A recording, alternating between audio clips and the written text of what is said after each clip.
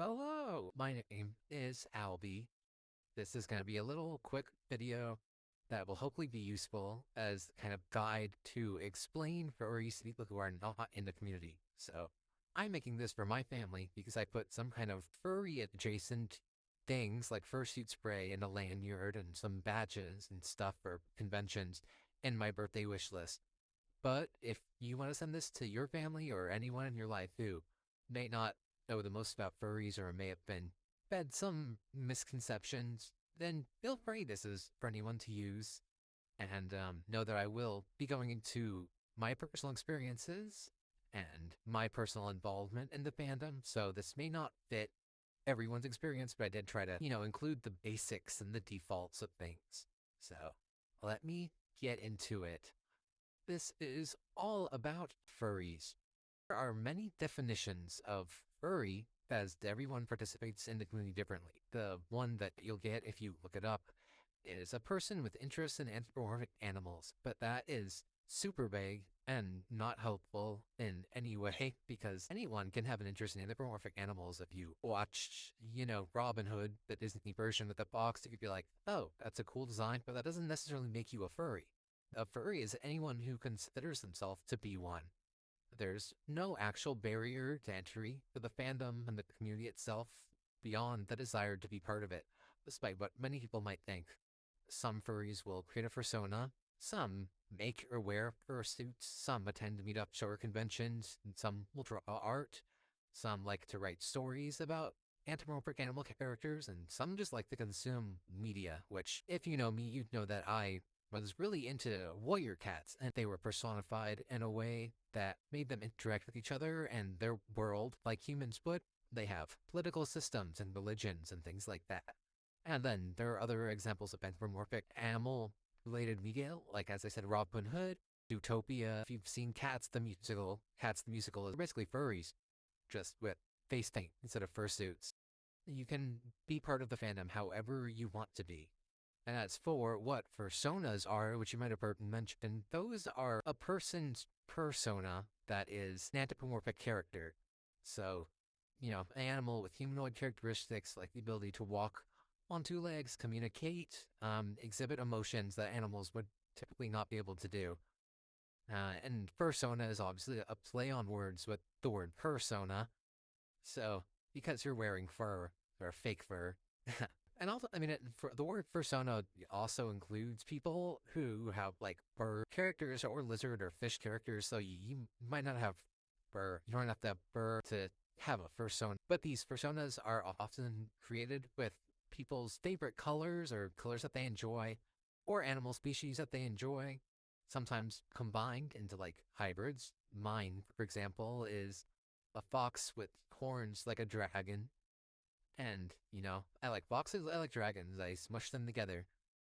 People might relate to the animals that they're using to create their persona, not in a way where they think they are that animal, but in a way where it's like, hey, my persona's a dog because I'm super outgoing and friendly, and my persona's like Raven because I love shiny things and I'm gothic and cool, and my persona is a bear because I'm big and cuddly, or my persona is a cheetah because I'm athletic and I like to run around, or I just like the way the spots look. But a person's persona represent the way they be themselves, the way they would like to be viewed, ideally, or the version of themselves that they would like to become. For a lot of people, having a character that is based on yourself but isn't exactly you is a really great way of escapism. What are fursuits? So fursuits are the costumes worn by furries. There's a lot of terminology for fursuits that you might hear. I might have no idea what the hell it means, and I am blocking this corner of the text, but that's okay. I will read it and explain it. So a fursuiter is just a person who wears a fursuit. The person underneath the suit, the handler, as freaky as that may sound, is not what it sounds like. It's just a person who helps to guide around the person in the fursuit, because in fursuits, you're looking through mesh. It's hard to see. Sometimes there's very little visibility. Sometimes you have a huge blind spot where the nose of the fursuit is, because it's right between the eyes and it's bulbous and it's sticking out. So handlers will help them to walk around, direct them around, and also will help carry things, because it's kind of hard to carry things without functional fingers. Digitigrade fursuits are fursuits with extra padding in the legs, usually on the front of the thighs and the back of the calves, which are made to resemble real-life animal builds. Plantigrade fursuits are fursuits that have no padding in the legs, which makes walking around and mobility easier. A fursuit maker, or just maker, is what it sounds like, the person who makes a fursuit. Sometimes it's one person, sometimes it's a studio, but all makers will have different styles, different faces that they use, different ways of construction that they use, and different prices. Um, Newer makers might be cheaper, but also have lower quality suits with things like visible seams or hot glue usage instead of sewing, things like that. More expensive makers will have very clean suits with probably a lot of extra additions, like you can make the eyes glow, or you can add a fan to the inside to help you cool down, things like that. A commissioner custom is a custom suit made by scratch to match the design presented by a client. Pre-mades are designs that are made by the maker and are available for purchase. A full suit is a fursuit that covers the entire body. A partial is a fursuit with some parts included, such as usually the head at the very least, but also hand, paw, feet, paws. A tail is not connected in the way that some people think it is. It's connected with a belt, the promise. There's a little belt loop at the end of it usually that you can attach to a belt. Some partials have just the head, some will have the head and hand paws, some will have the head and its tail, some will have all the above, some will have arm sleeves that go up to the elbows so that you can wear short sleeve shirts without any skin showing. Which takes me into the next thing, which is poodling, which is wearing a fursuit or a partial fursuit in any way that shows the person underneath, such as the legs or the arms. Like if it's hot outside, you don't want to wear this heavy, hot, insulated suit.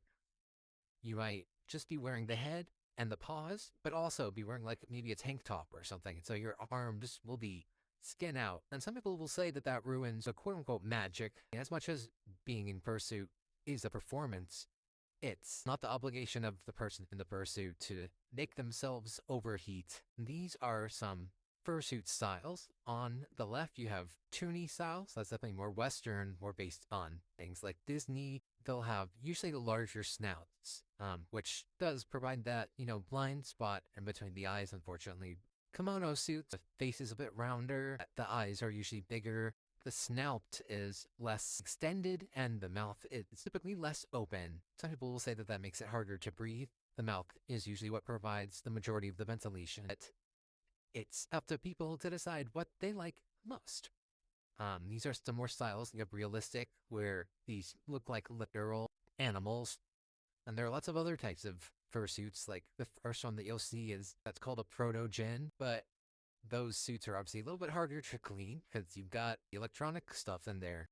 And then there are usually these dinosaur mask things that people will customize and add fur to and paint to make it look like their characters. The materials are cheaper and it's easier to do it yourself. Just a good starting spot for usually kids. On the far right, you'll see something that's called a kigurumi suit. It's unlike the typical suit where the head goes all the way around the head. This is just a mask that's on the front, usually with a wig attached to it to like cover the back so you don't see the back of the head. The masks can be painted, customized, whatever. They're a little bit harder to breathe through, but they're usually cheaper. Now getting into common misconceptions.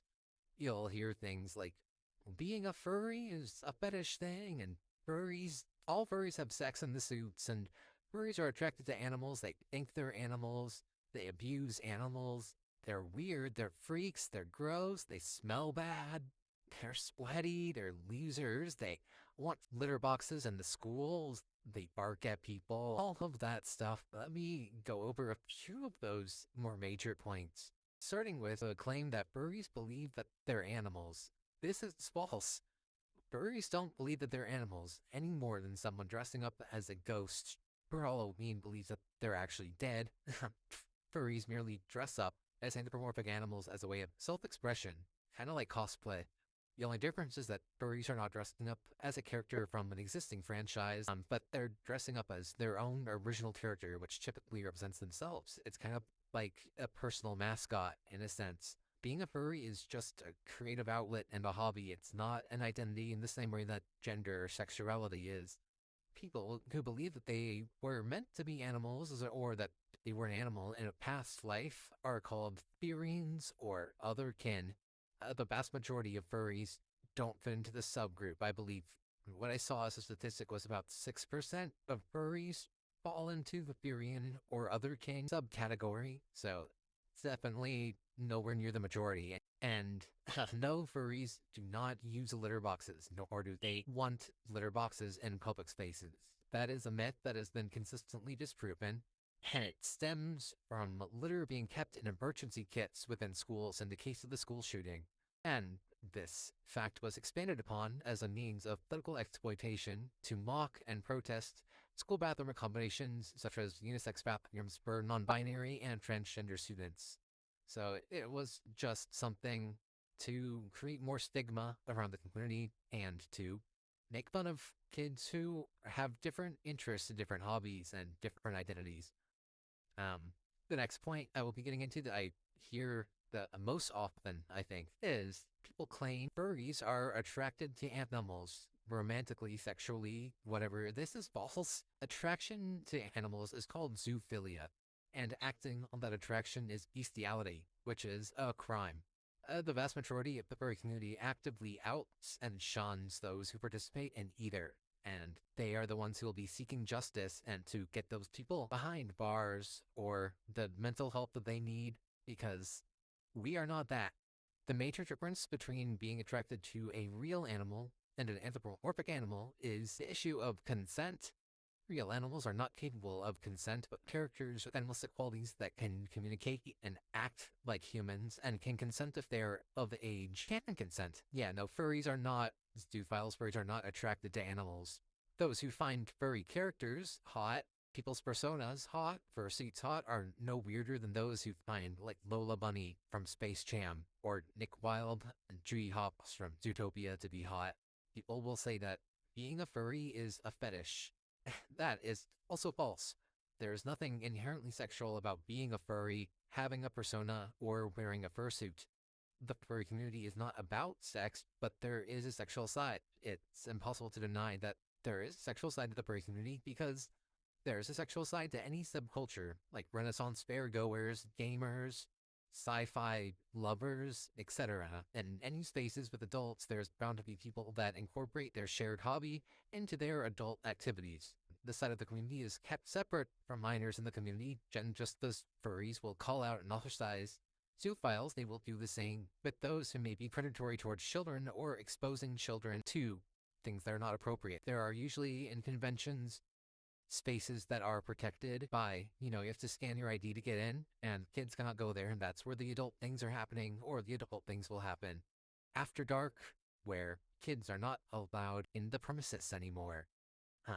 And of course, not all furries, even the adults, participate in this side of the community, and there are plenty of parts of the community that are family-friendly. Another misconception is that all furries have fursuits, and this is beyond false. Only around 10 to 15% of furries have full-body fursuits, while only 20 to 25% have partial fursuits. Fursuits are expensive. They're unique and personalized and take a lot of time and skill to make. You could buy a used car with the money it costs to get a full-body fursuit. Fursuit heads by themselves typically range from $500 to $3,000 depending on the maker. Full-body fursuits are usually $1,500 to $8,000 or more. Fursuits are not a requirement for being a furry, and they're not for everyone. Some prefer to not wear one because they can be hot, bulky, heavy, and just generally uncomfortable. They also make it hard to see and hear.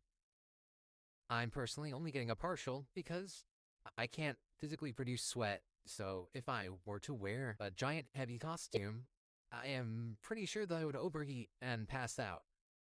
When I was in, The Wizard of Oz, I played Toto. The first costume that they provided me with was basically a full-body suit that was very hot, and I ended up passing out after the first dress rehearsal, and we had to switch my costume to just a shirt with like a patch taped on it, and some like dog ears and some face makeup, and that prevented me from passing out, so people can accommodate themselves however they want, and fursuits aren't accessible for everyone or affordable for everyone. The next point is that all furries are gross or lame. I mean, this is subjective. People like to say that furries smell bad, which can be true because just like athletes can smell awful after a long tournament or marathon, fursuiters can smell bad after wearing a fursuit for hours at a time. I mean, wearing a heavy costume made of faux fur equates to most people within that costume sweating a lot. This is not typically a hygiene issue as much as it's just something that's unavoidable. However, some furries may struggle with hygiene even outside of the fursuit as a result of being neurodiverse, which often comes with the territory of people with strong, passionate interests in things that aren't exactly typical. Just like people will say that anime fans or gamers smell bad, don't wear deodorant, whatever. It's always on a person-to-person basis. I know that personally, while I am neurodivergent, I am very hyper-aware of my own hygiene and very nervous about ever smelling bad. Even though I don't sweat, I wear deodorant.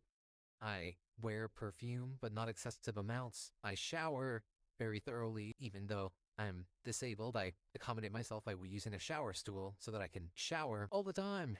And pursuits are so hard to clean, which can contribute to a smell, if there is one, since they're often too fragile for the washing machine. Many have to be hand washed in a bathtub or washed using something called a little green machine, which sprays the suit in a mixture of water and soap, while also vacuuming out the dirt and sweat.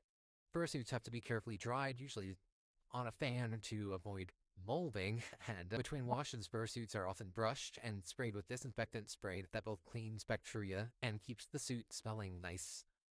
You know, there are plenty of scents, I was about to say flavors, but you don't eat it. But there are plenty of scents for the spray, so you can, if you think your first no, but smell like autumn apple pie, you can find a spray that smells like that. If you want to smell like flowers, find a spray that smells like that, fruit, blah blah blah, desserts, all that jazz. You can find something customizable for you to smell not bad. People who've been to furry conventions expecting it to smell bad end up saying that it does not smell nearly as bad as they expected. As for furries being lame, again, lame is subjective, but overall it's hard to say that furries who wear fursuits are basement dwellers when it comes to jobs such as software development, cybersecurity, etc. And a lot are even in the military. But it said that if the biggest furry convention, which is Anthicon, which takes place in Pittsburgh on the weekend of 4th of July every year, suddenly blew up, the government and many tech companies would struggle to recover. After hearing all of that, you might be wondering why there is so much stigma around furries. A lot of hate towards furries comes from these misconceptions, but is fueled by a general societal dislike for anything other, such as unique forms of self-expression, just as other alternative subcultures like goths are judged. People tend to have adverse reactions to things they don't understand, and instead of seeking to learn more, are content to react with disdain or cringe, even when the means of self-expression being judged doesn't impose on anyone else's walks of life. Additionally, around 80% of the furry community are reportedly LGBTQ+, self-identifying, so homophobia and transphobia tend to exacerbate hate towards furries, as does ableism, since many in the furry community are also neurodivergent and feel more comfortable socializing when in a costume. Just as queer people get accused of indoctrination just by being themselves in appropriate ways in public, like holding hands, so do furries by doing things like wearing fursuits. Sure, there have been horrible people within the furry community, as well as plenty of scandals, but these incidents are often blown up as more excuses to hate the community, in spite of the fact that the community is often what is behind exposing these individuals and trying to seek justice, just as the LGBTQ community refuses to allow pedophiles to consider themselves part of the community. The furry community refuses to allow zoophiles or any harmful individuals to be part of the community. So, what actually are furries? What do they do? What's true about them? Some furries just enjoy media with anthropomorphic animals. Some will socialize with other furries. Some view and or purchase fur-related art. Some make that art. Some sell that art. Some will create themselves a persona or multiple personas. Some will roleplay as their characters in person or online. Some will write lore and backstories for their characters. Some will attend in-person hangouts or conventions. Some will make content on social media. Some will make and sell the fursuits that you see at conventions. Some will wear fursuits in appropriate settings. Some will, do sex things, but they're adults. They're allowed to do sex things. I mean, all will engage in their other hobbies because underneath the suit and underneath the aliases online and the hobby, people who are furries are people. And they live normal human lives outside of the community. They have jobs, they have friends, they go to school, they don't always wear the fursuit when they're sitting at home. They watch movies, they watch TV just like everyone else. It's a hobby above all else. And it doesn't hurt anybody, and I promise you, even if it is weird, it's nothing weird. It's not as weird as you think it is. Hopefully, this was a bit helpful in some way. Thank you for watching.